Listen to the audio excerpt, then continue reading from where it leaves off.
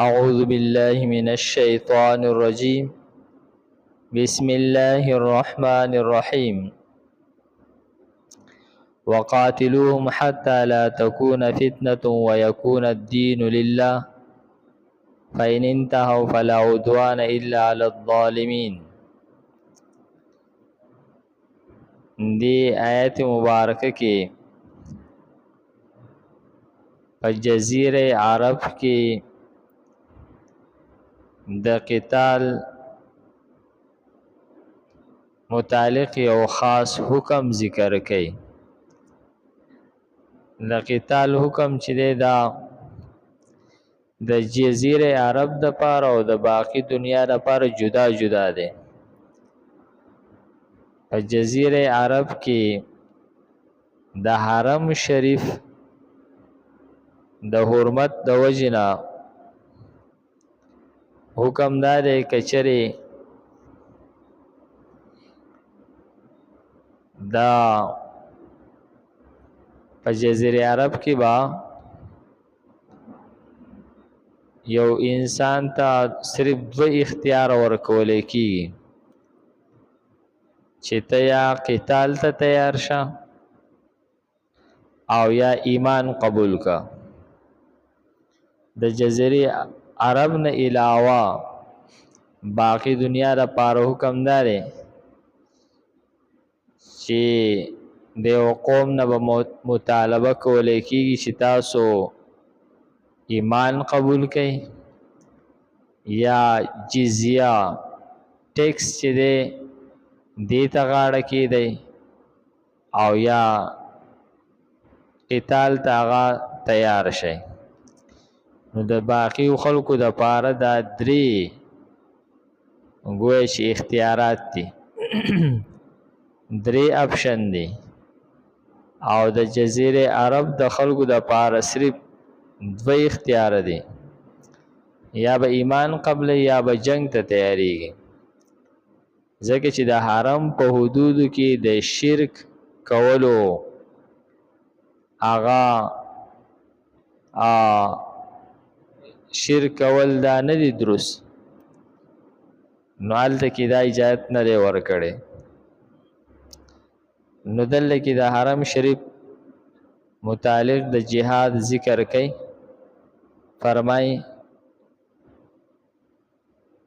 وقاتلوهم او جنگ کوي د دوی سره حتی تر دې پورې لا تکون فتنه چې پاتې نشي فتنه شرک هغه باقی پاتې نشي. که شرکو نو قتال وکولای کیږي، نو یا به دوی قتال کوي یا به ایمان قبلای او فتنه شرک ته ویل کیږي او مسلمانان کوپر تاړول یا مسلمانان ته تکلیف رسول تنگول دې ته هم فتنه وای. نو گویا چې د حرم په حدودو کې په جزیره عرب کې چې تر څو پورې شرک نه ختم شوه یا مسلمانان مکمل طور په امن کې شوي نه دا وخت پورې با قتال کولای کیږي. ويكون الدين لله او شی دین خالص د الله تعالی، یعنی صرف د الله تعالی دین اسلام پاتې شولو، باقی ادیان ختم شول. دا وخت پورې تاسو هغه جهاد کوي په جزیره عرب کې. فإن انتهوا نو کچری دوی منع شول او دوی هغه شرک پرې خودلو او ایمان قبول کړلو فلا عدوان الا علی الظالمین، بیا نشته دی زیاته کول جنگ کول مگر صرف د ظالمانو سره. یعنی بیا با که وسړی ظلم وکي او نو په هغه باندې به عدوان کولی کېږي بغیر د ظلم نه به عدوان یعنې توره نه چوتولی کېږي. لکه یو سړي قتل وکړو نو هغه به قصاصا قتلولی کېږي، په هغه به توره چوتولی کېږي. الشهر الحرام بالشهر الحرام والحرمات قصاص. دې آیت مبارکه کې دوباره آغا خبره دوهراوهی مخکې چې کم ذکر شوله چې صلح حدیبیه کې مسلمانان د عمرې نه منع کړلی شول او کال بیا صحابه کرام دوباره عمرې لتلل، نو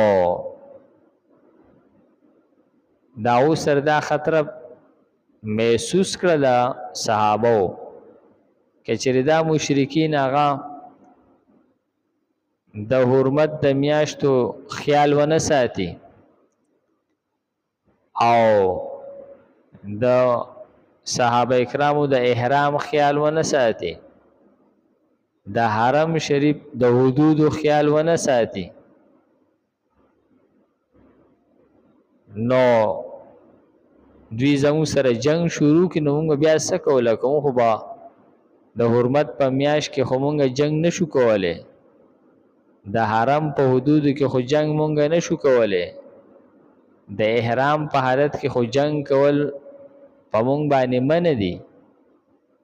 نو دې آیت کې هغو ته صحابو ته د هغو هغه اشکال او تشویش چې دی هغه ختم کړلی شو. فرمای الشهر الحرام، میاش محترمه،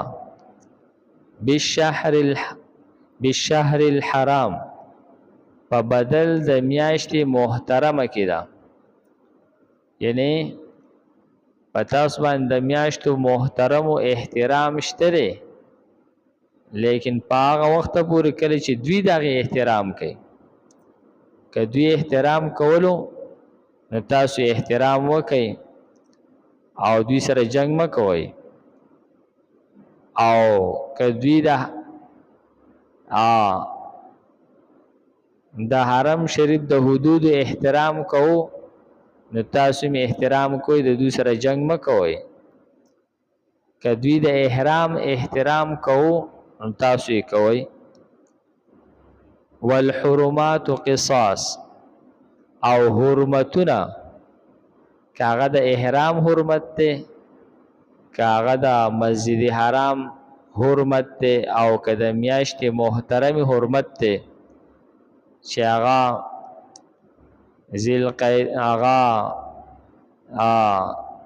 ذوالحجه او ذوالقعده محرم او د رجب میاشتې دي، نو که دوی احترام کولو تاسو یې کوئ.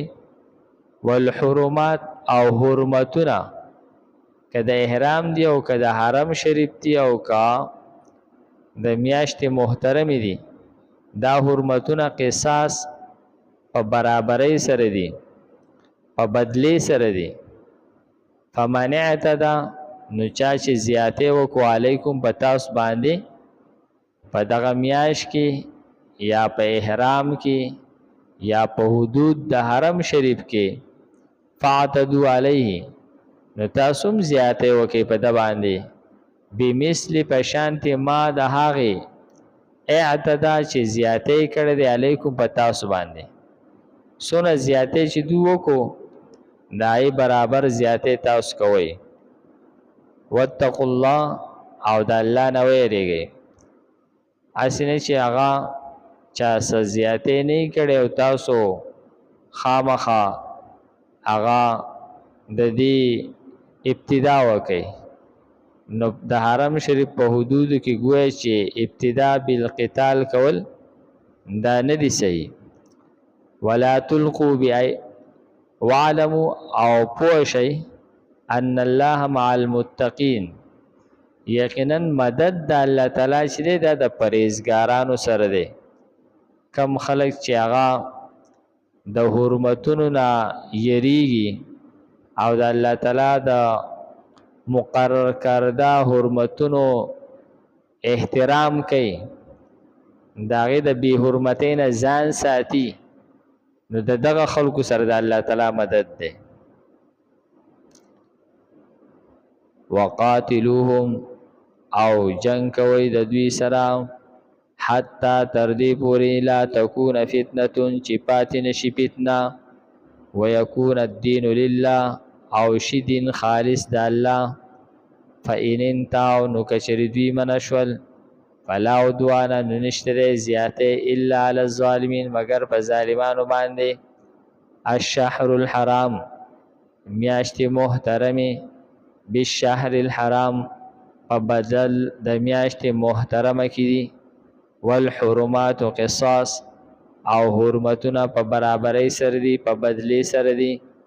فمن اعتدى نو چا چې زیاته وکړو علیکم په تاسو باندې فاعتدوا نو تاسو زیاته کوئ علیه په ده باندې بمثل په شانتي په مقدار ما د هغې باندې اعتدا چې زیاته کړی دی علیکم په تاسو باندې.